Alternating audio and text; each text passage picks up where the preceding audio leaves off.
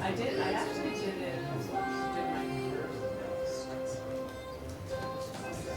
when you're old, no, I did it.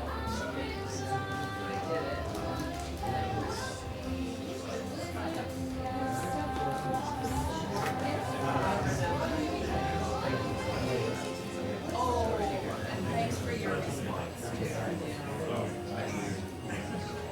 Long time ago, yeah, yeah, we talked about that too. Yeah, I just had breakfast with my son.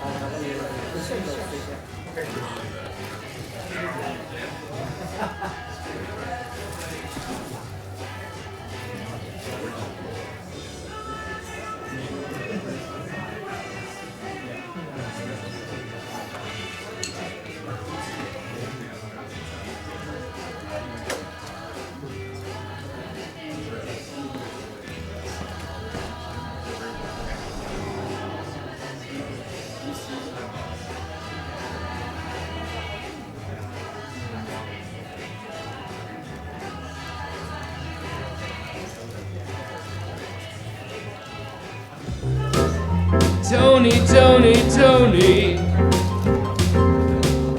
Tony, Tony, Tony, Tony.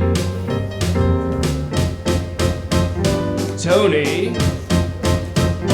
Tony. Tony, Tony, Tony, Tony, Tony, Tony, Tony.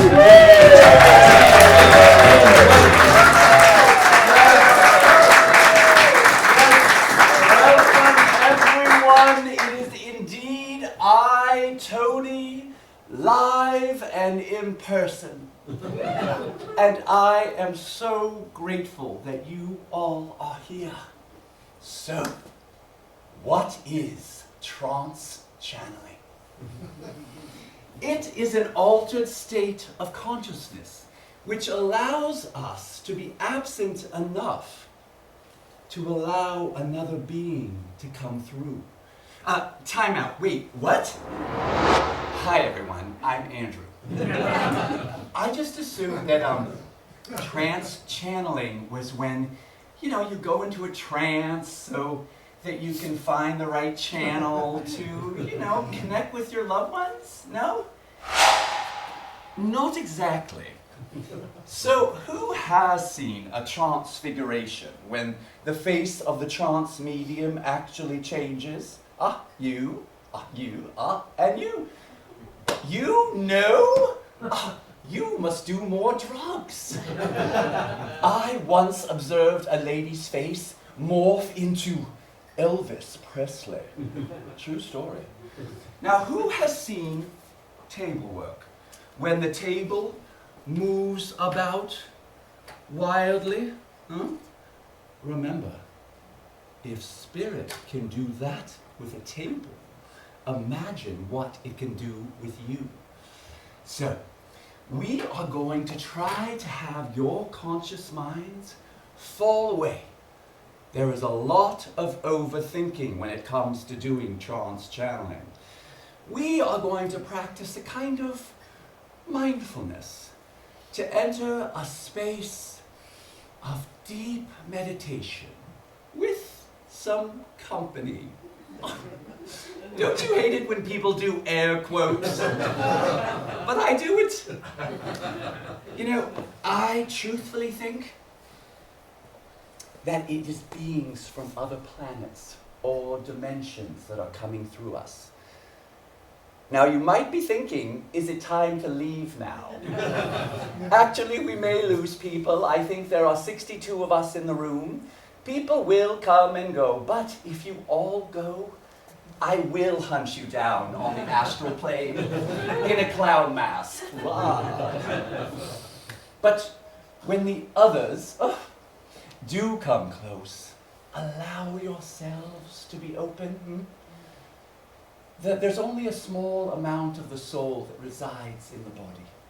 Most of the soul lives outside of us. Remember, like attracts like, so all will be well. There is only joy in the other world. You will all come out of this experience enhanced, like you've been Botoxed.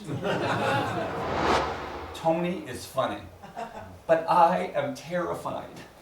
Why did I sign up for this workshop? He then asked us to spread our chairs around the room, so I put my chair way off to the side, since I really don't know what to expect or what the hell I'm doing. But I try to get settled as Tony expertly leads us through your first attempt at trance channeling. All right, so take a slow, deep breath in. And you, beautiful. Let's do it again. Exhale. Allow your human to fold up inside yourself so that a friend can come through, a guardian can come through. It takes time to blend. So say to yourselves, come in close, come friend, I embrace you. Welcome so that we can help the human world.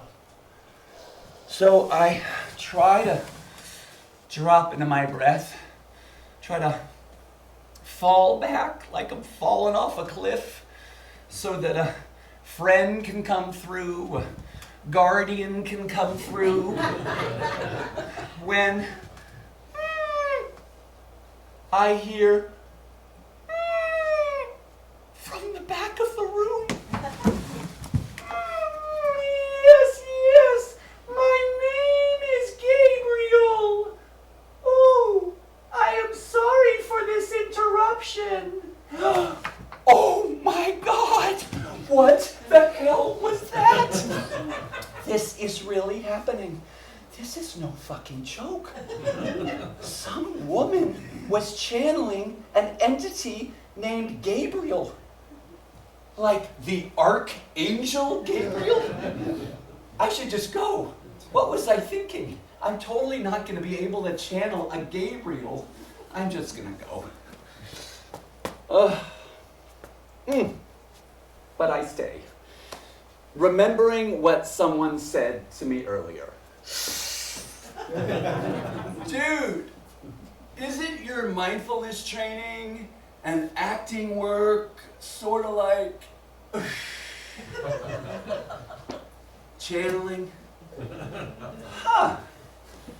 You're right. I do remember when I did this play, I Am My Own Wife, about Charlotte von Mahlsdorf, a German trans woman.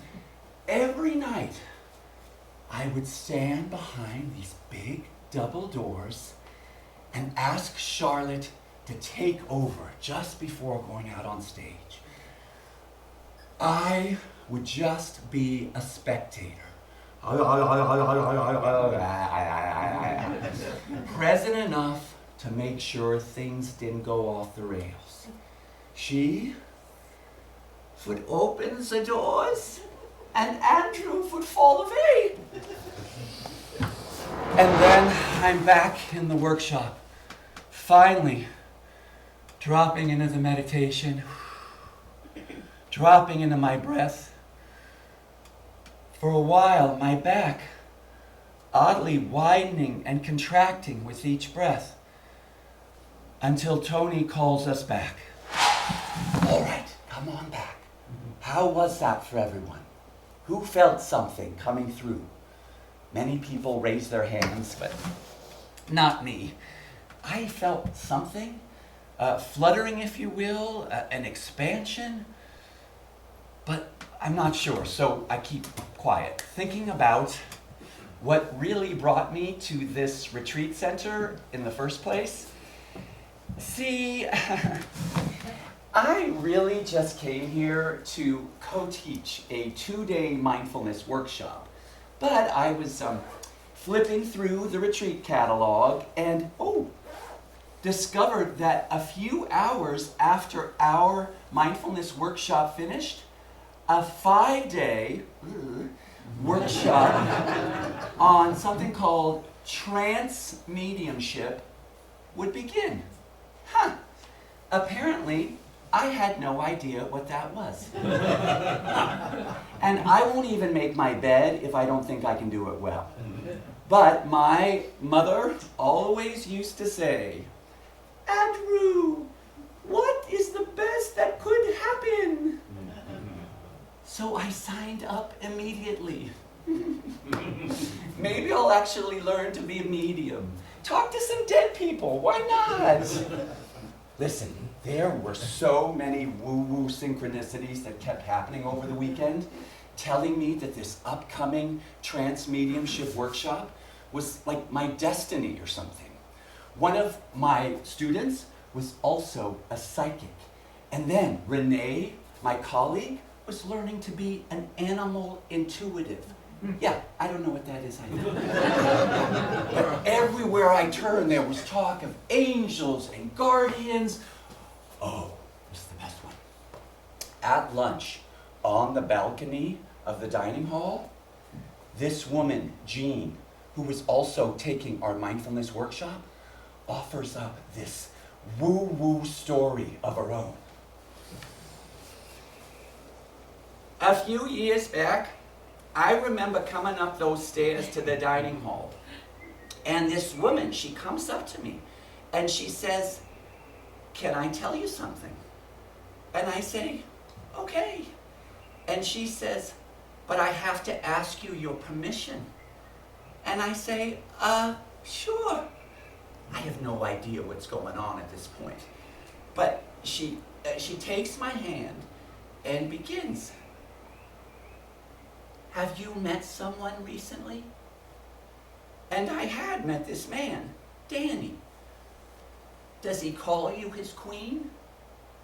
Oh my gosh, he does all the time, and I hate it because our relationship is so new. Well, that's because you were his queen in a past life, and he was your consort. But he couldn't protect you. That's why he's here with you now. But he will only be with you a short time. Does he have a big laugh? Oh my gosh, he does. And the most beautiful smile.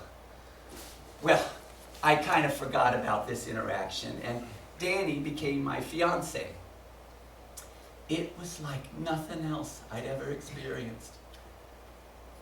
And then, one morning, I walked into the living room, and there he was on the couch, just gone. We had 23 months of bliss. As soon as he died, I remembered that woman on the balcony. A few weeks later, I'm back at work. I'm a counselor at a high school, and I'm trying to get my feet back on the ground. I'm not wanting to talk to too many of the other teachers because, you know, they're all looking at me with these sympathetic stares, some asking, how you doing? I hated that. I didn't know what to say. And then, one day, this young girl, a junior, Soraya, she comes into my office and she says, Missy, I gotta tell you something. And I'm thinking, oh no, here it comes. She's pregnant or something horrible is happening at home. But she says, Missy, you're not gonna believe this, but there's a man sitting in that chair next to me with a red beard and a mustache, and he's got the biggest smile. She was describing Danny. He says, he loves you so much, Missy. Oh, I know that.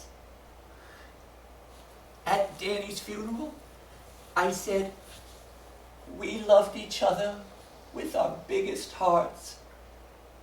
There was nothing left unsaid. I was his queen, and he is my angel. Oh, what a lunch, right? And then I'm back in the hall with Tony and the other mediums. Nauseous at the prospect of what I might be asked to do next, I try to get my breathing under control. Do you guys ever do this? It's called breathing bowl breath. Bring your fingers together if you want. With each breath in, allow your fingers to take the shape of a ball. And with each breath out, allow the ball to deflate. Let's do it again.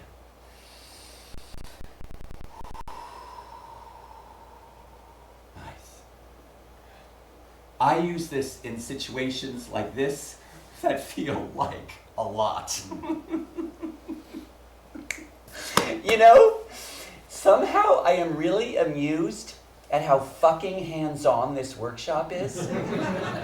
Yeah, I don't know what I was thinking, but I just didn't realize how fast we would be thrown into the deep end.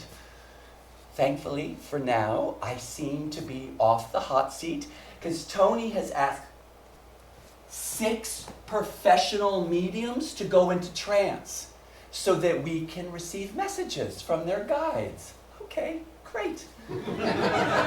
So I and 8 other folks gather around Jackie, this radiant pregnant woman.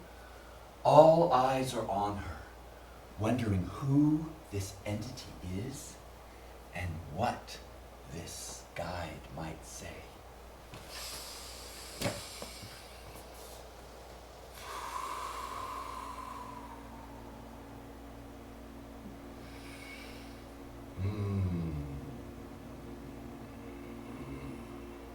Yes. You are all creatures of intellect. Artists, writers. Allow yourselves to let the doors open. Trust that this is your time to elevate your frequencies. Let the density of your planet fall away so that you can awaken to the love that is your birthright. Do not be afraid to fail. Let go of self-doubt. Oh my God, self-doubt. It doesn't even begin to describe how I'm feeling. And it is starting to dawn on me that I am one of the only people in this room who has never done this sort of thing before. All of my classmates seem so certain that what's happening to them is real. Now, granted, some of them are definitely eccentric, but are they crazy or creative or both? And all of them seem to be able to transform themselves into other beings. But can't I do that too with my acting training? Are they acting? Or are they becoming? And isn't that the same thing? Tony then asks us to get into groups of 3 so that we can each channel another being to come through us? And you mean, and speak? Oh my God. So apparently our little threesomes are going to take turns asking the trance channeler a leading question. What the actual F? This is about an hour and a half into our first day. Yeah. But I dutifully find 2 people to work with, Rachel and Elizabeth. Each of us is going to have 10 minutes? Oh my God. My heart is beating out of my chest. Wow. Oh my God. Oh my God. I am starting to formulate an excuse to not participate. But these women are so supportive and kind that my nervous system, well, it just sort of settles. And we come up with a good question. Me.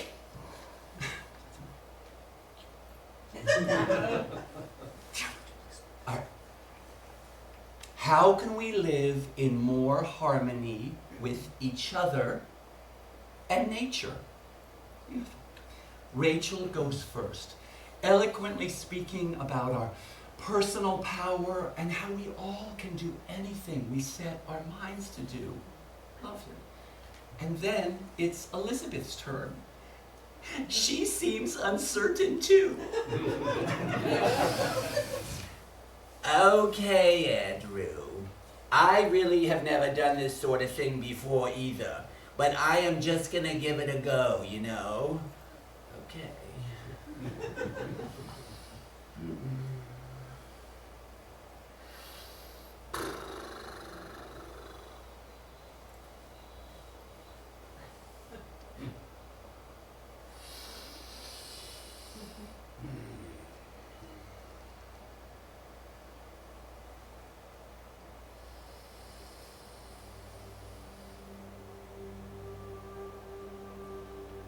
Your species has long been plagued by violence and war.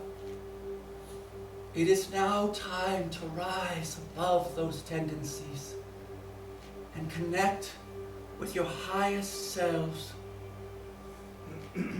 light beings are guiding all of us so that we can overcome the limitations of our own expectations. Oh my God!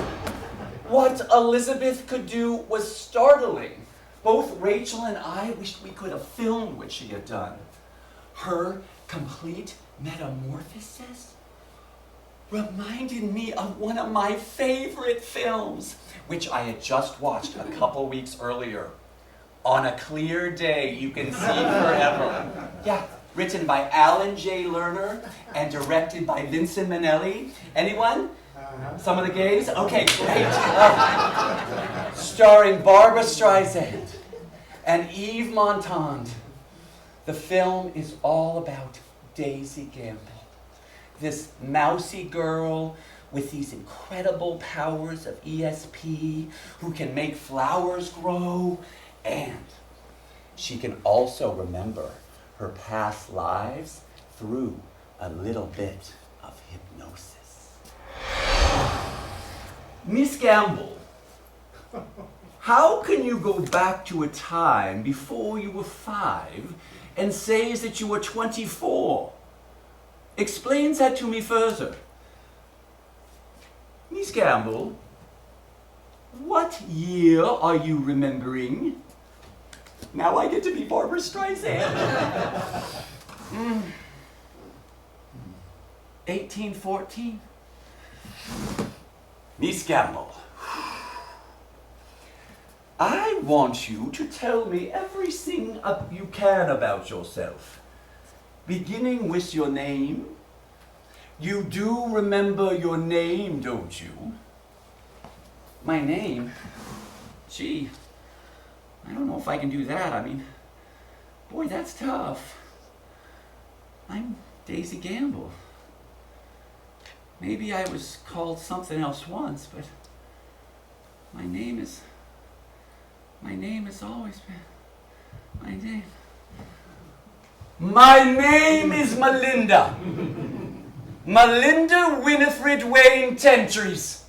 And I am appalled and stunned at this outrageous inquisition. Oh, such a good film, right? Barbara's acting was out of this world. But was she only acting? Or was there something more at work? What was she tapping into? Oh, but now it's my turn? For 10 minutes? Oh my God. What if I just sit here and say nothing? The actor's nightmare. So I look at Rachel and Elizabeth. Ugh. Their eyes are so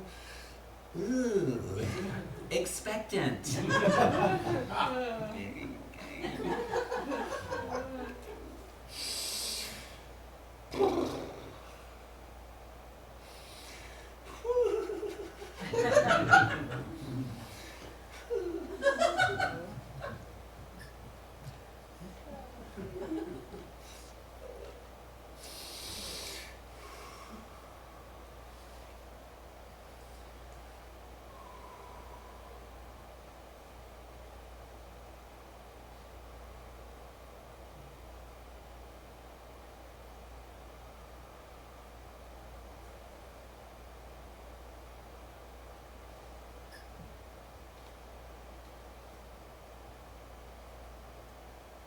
For too long, we have been forcing ourselves to move too fast. The richness of life lies connecting fully to the moments, so that we can flow with whatever comes. Nature is not something to witness, but to become part of.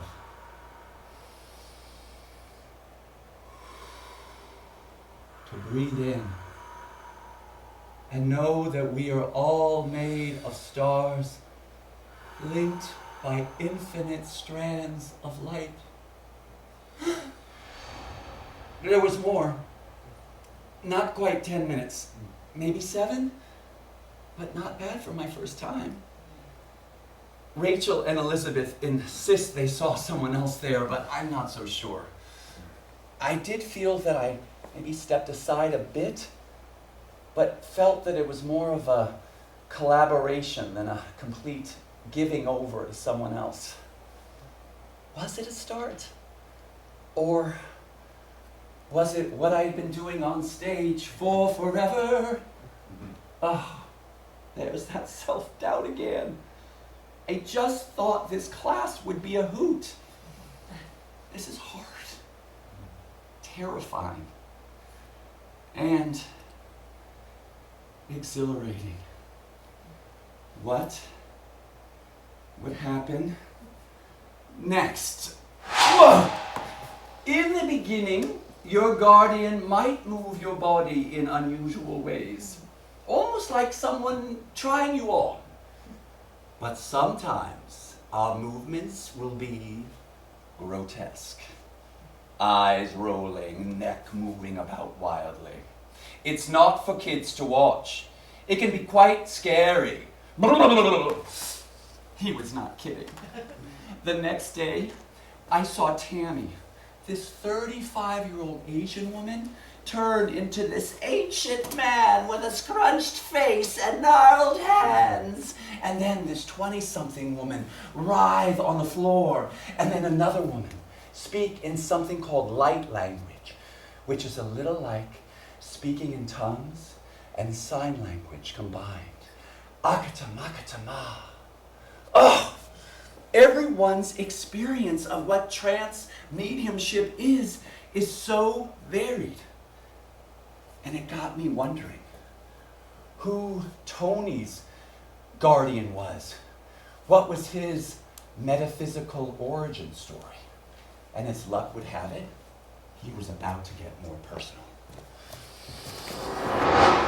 The world of trance mediumship found me in 1985. I was 19. I was sitting in a meditation group and spontaneously went into trance. Suddenly, I felt so small, minuscule.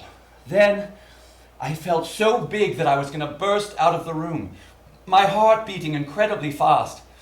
Then I heard this man's deep voice coming out of my mouth. It forced its way out of me. It was quite dramatic. I probably would have liked to have gone slower, but that's what happened. It was horrifying, but I eventually learned to love it. If you decide on doing this trance mediumship journey, be easy on yourselves. Be careful of alcohol, food, caffeine, sleep. It will affect the trance experience. But having said that, some of the very best mediums I've ever worked with were rampant alcoholics. I once knew a psychic who was also a drunk, but she could tell you your street address. As my grandmother always used to say, "Don't be so heavenly that you're no earthly good." And that's when Patty, this sweet Midwestern medium, saddles up to me on a break. "Oh, I've been looking for you, Andrew. I know you're new to all this, but I just have to tell you my beaver story." Okay. I am not sure how naive Patty is, being from the Midwest and all, but I am so curious about what she's about to tell me. Does she even know what a beaver means? Okay, a few years ago, I was driving down the road, heading towards Oconomowoc, going to my doctor's office to get the results of some female tests, when I see this thing on the side of the road. So I slow down to see what it is, and it's this very big, dead beaver. They're very rare in our area, but I don't think anything of it really until I get to my doctor's office and she says, the test results came back and I'm gonna have to have a hysterectomy. Another beaver bites the dust. I've always been a little thick, you know. So sometimes, Spirit, it has to just knock me over the head with it, you know. You gotta be open to the signs, my friend.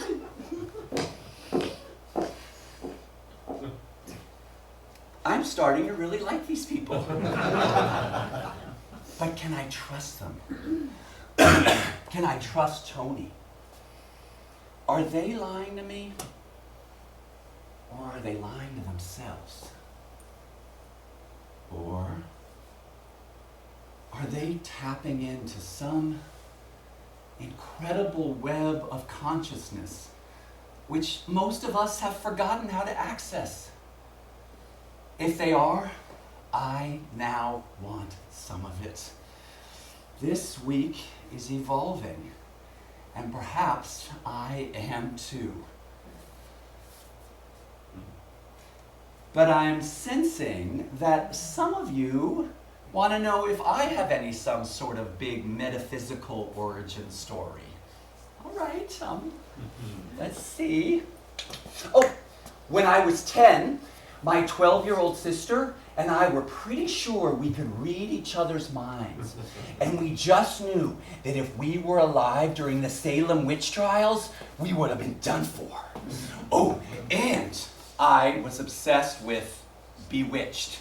Yeah, I had vivid daydreams that I was Samantha and Darren's third magical child. I can even wiggle my nose. And then I read a ton of Carlos Castaneda and Shirley MacLaine out on Olin books. Yeah, not so much. I guess I really am just a muggle. But wait a minute. Right after my mother died, things got pretty wild. For the last 7 weeks of her life, I was lucky enough to be one of my mom's caregivers. And a few weeks before she died, I overheard Penny, one of my mom's good friends, ask her, "Do you think you might be able to come back and let us know you're okay?" I'll try.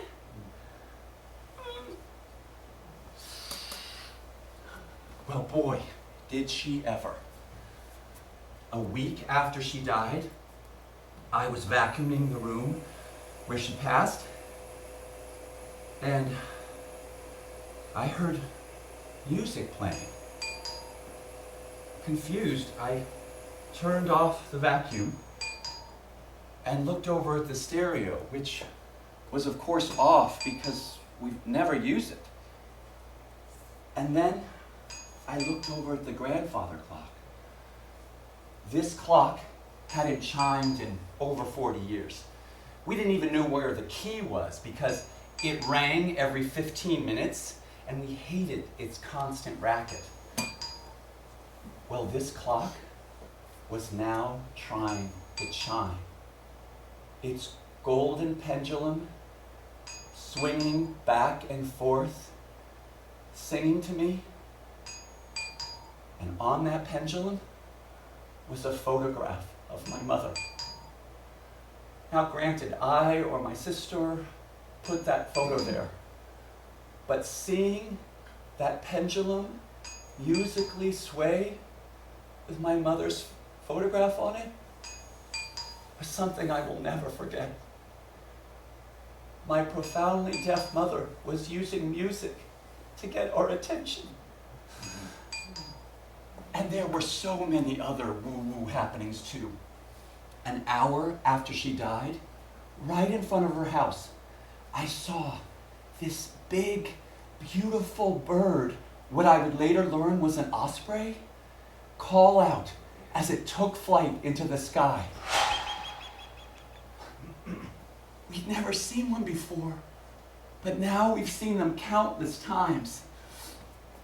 Of course, I Googled the root word osprey, and one theory suggests that ospreys are the guardians of our lands. And it even comes from the French word esprit, or spirit. And there were so many other computer and cell phone anomalies that have never been explained. Oh, and one last thing. We see my mother's departure date, July 11th, 7/11, all the time. But do I think I have any sort of ability? Is this stuff even real? Well, that's what I'm here to find out. And time is ticking, Tony. All right, everyone, why don't we call it a night? And tomorrow, I really want you to go deep and bring forth a guardian or a friend. There's that word guardian again. So before heading back to my room, Joanna, this real card-carrying medium, wants to chat me up. I've been hearing a lot of good things about you, Andrew, and I really hope we get to work together tomorrow. But I just have to tell you, I'm getting a message for you. Do you mind if I share it? All right. So there's something about the Wheel of Fortune card in the tarot deck. There's the 11, the 12, but there are 11 spokes on this wheel. So there's something about the spoke. I'm real super dorky into words like speak, spoke, speak, right? So there's something about speaking, language, not just manifestation, but speaking the truth and getting other people's permission to use their voice. So there's a part of this work that you do that is to poke. Oh my gosh, does she know I'm thinking of writing a play about this experience? But there's that Wheel of Fortune card again, the 11, the 12, it came on real strong. Is anyone else thinking about the grandfather clock? My mom and her departure date of 7/11? Later, back in my room as I settle in for the night, I start wondering about the history of mediumship. Just how new is it? So I ask AI. Human beings have attempted to contact spirits throughout most of human history. Countless cultures have relied on their prophets, shamans, and oracles for spiritual guidance. The Bible mentions the witch of Endor, who Saul used to summon the spirit of the prophet Samuel.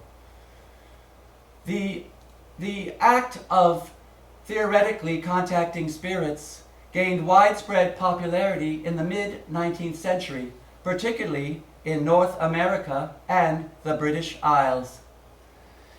I also learned that there was a connection between the rise of spiritualism and the birth of the suffragist movement. Apparently, women seeing other women as these powerful mediums and channelers gave other women the courage to step into their own power. Oops, Tony's about to speak again.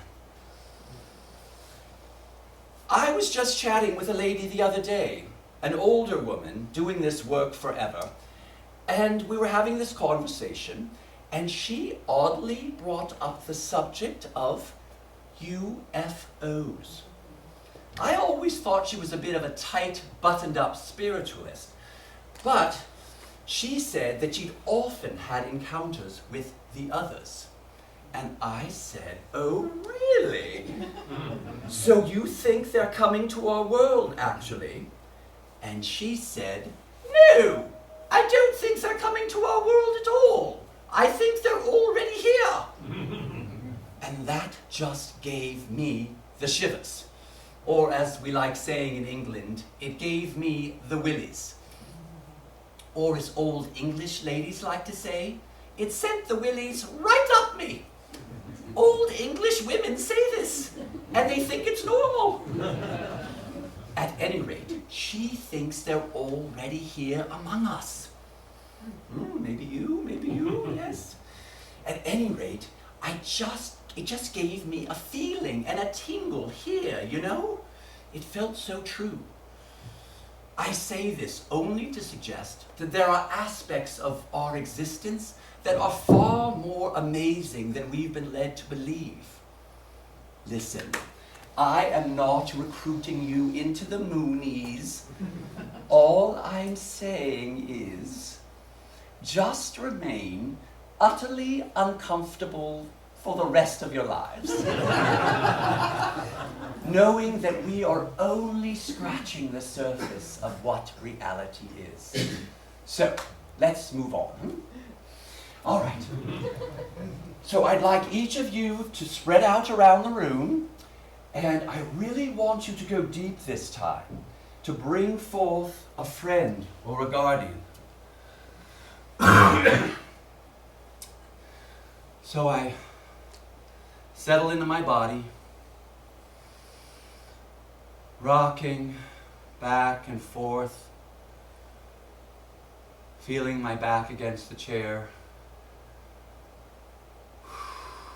wiggling my toes. Then, very quickly, I get that familiar feeling of my back breathing again. My guardian trying to blend. Then, I swear,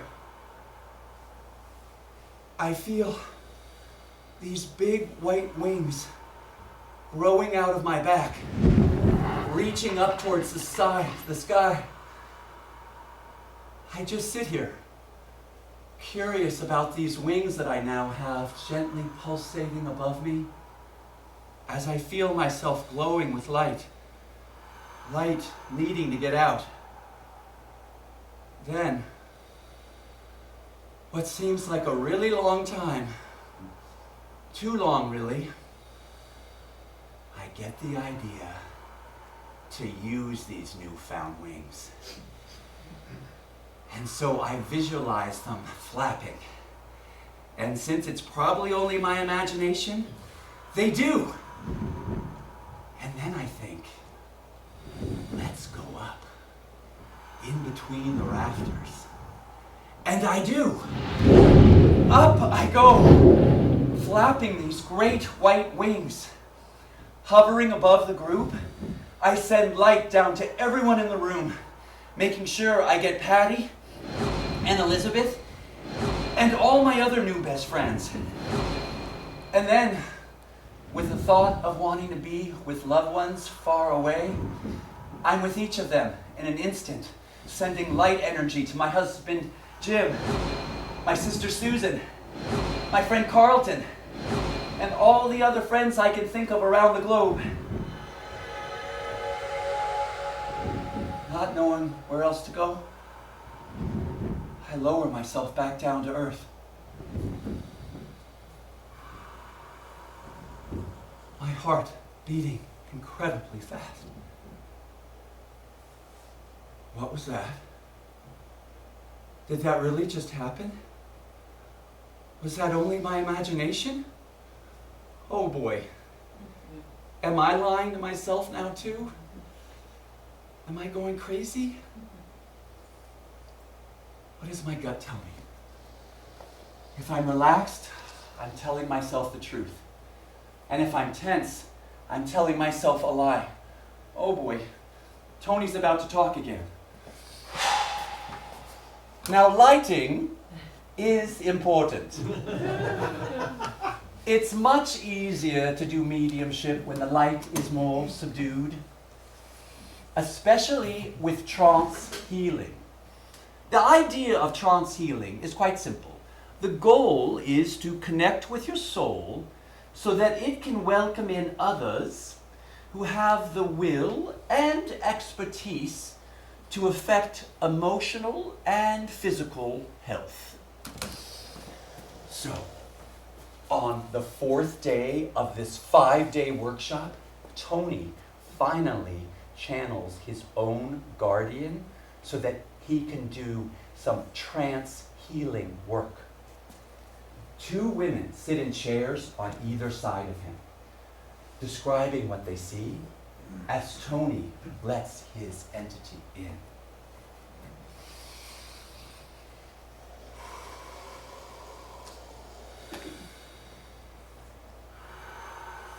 Tony's face does change. His voice becomes deeper with a slight lisp. At one point, his closed eyes appear open. But for me, it seems that these women are prompting us to see things. Maybe without even knowing it, I'm just not so sure. Then the women choose people to go on stage so that Tony's entity can work on them.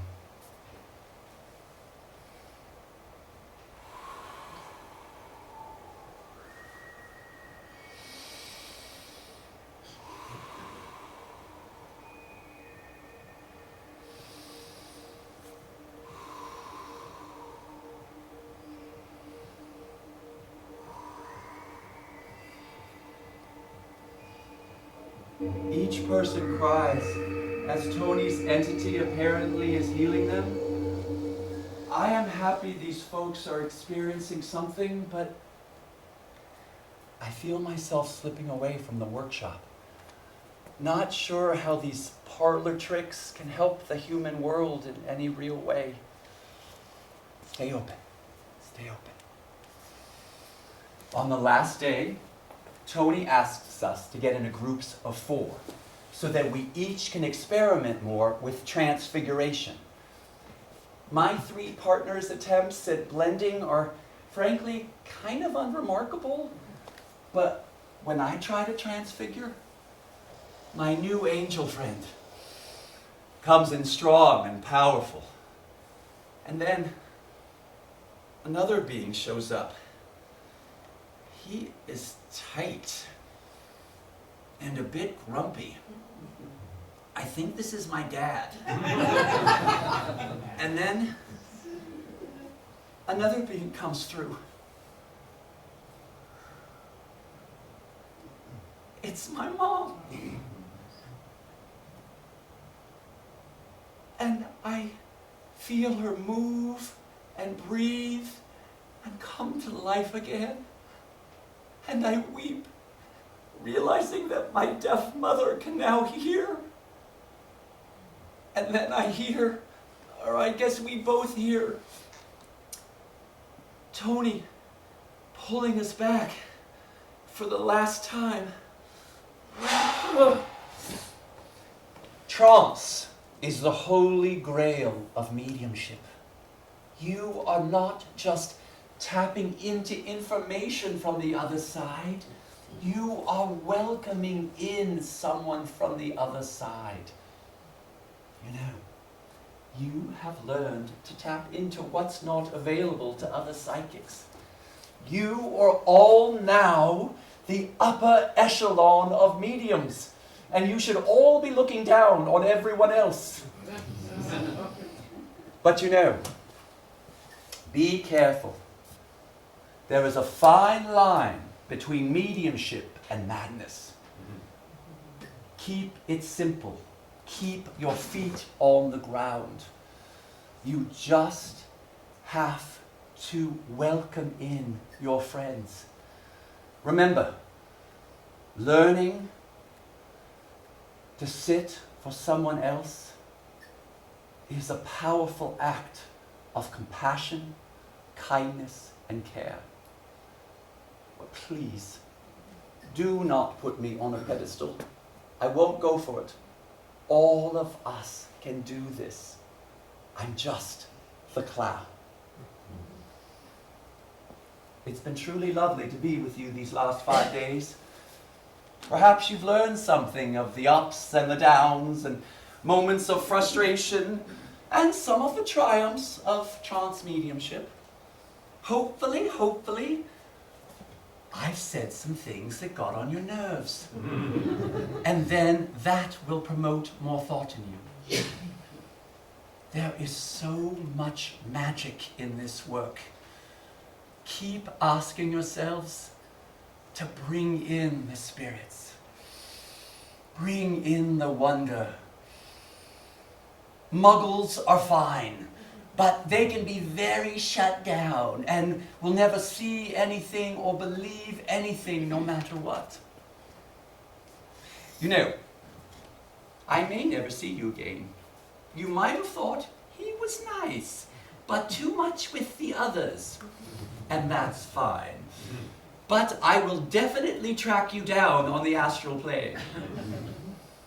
You know, I sincerely hope you have a fabulous development going forward, whomever you do it with, wherever you go to do it. It's your development. And I think it's very important we do it before we're dead. It wouldn't be so wonderful if we only awakened upon our death. Wouldn't it be lovely if there was no need for some great revelation? That our passing was just like opening a door to another, brighter room. So all I would say to you now is fly. So after some group photos, I say my goodbyes, and as I head towards the shuttle, which will take me to the train, I remember one of the last scenes from On a Clear Day You Can See Forever. Daisy, I must hypnotize you one more time. No, not to see Melinda, I swear it. Now that you know, it would probably be distorted. I ask you for another reason? As a favor? I just hope I haven't forgotten. Daisy, can you hear me? Good. I want you to concentrate very, very hard. You've told me about your life as Melinda. Do you remember any other lifetimes? Oh, sure.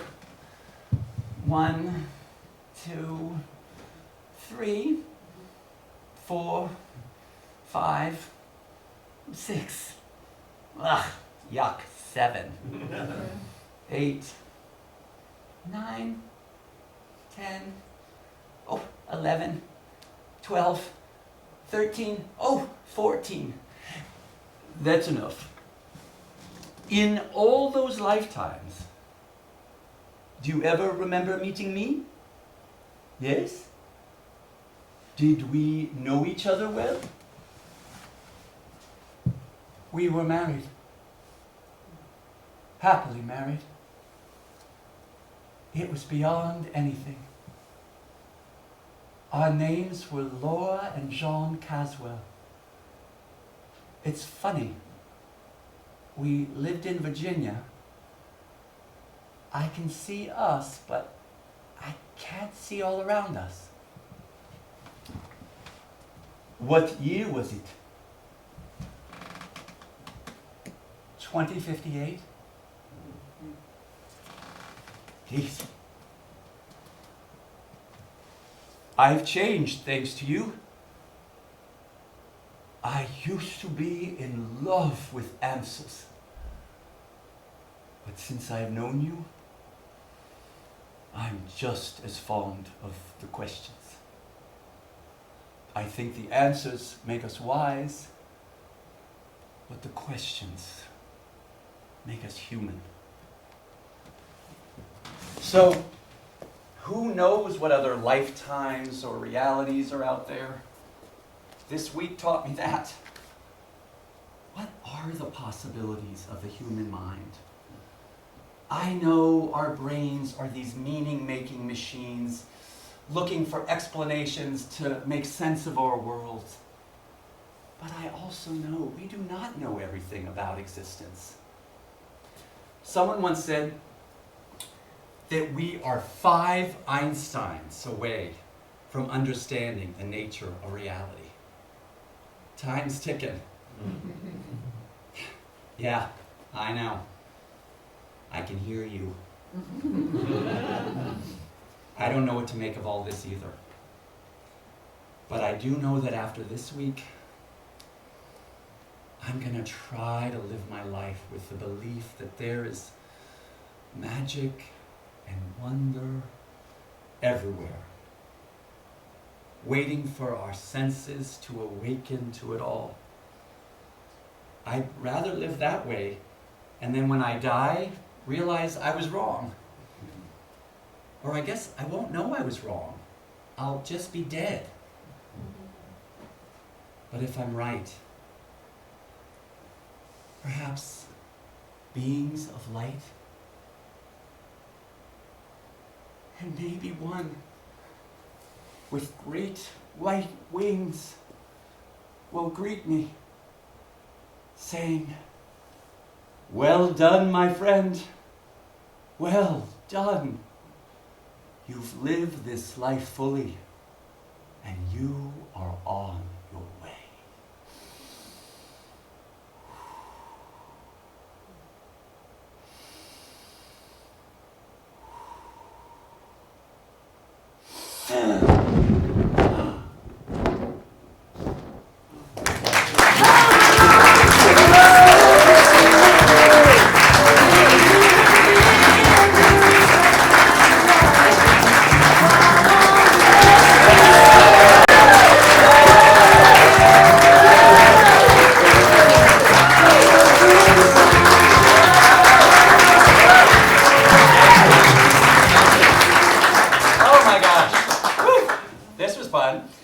Thanks, guys. This is our last show. We're not sure where we're going to go next. I kind of want to do maybe fringe festivals, so we'll see if this is where I want to take it. I want to thank Emilio, my amazing stage manager, who did all this with our team. Literally, a week ago we had 0 cues of any kind, and I think now we have over somewhere around 200. So amazing. Ed Decker,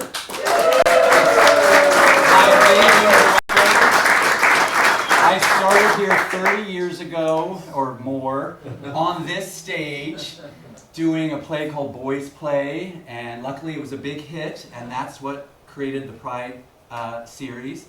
And it's just been an amazing adventure. I worked here as the conservatory director, and this is just like this real full circle moment. So sorry to bring you in on it a little bit, but I just really wanted to acknowledge that and acknowledge him, his mentorship, his friendship, his love, his talents. Anyway, it's just been a delight to be here with you guys, and thank you all. Keep looking for the magic, looking for the wonder. Happy holidays, and I love you guys.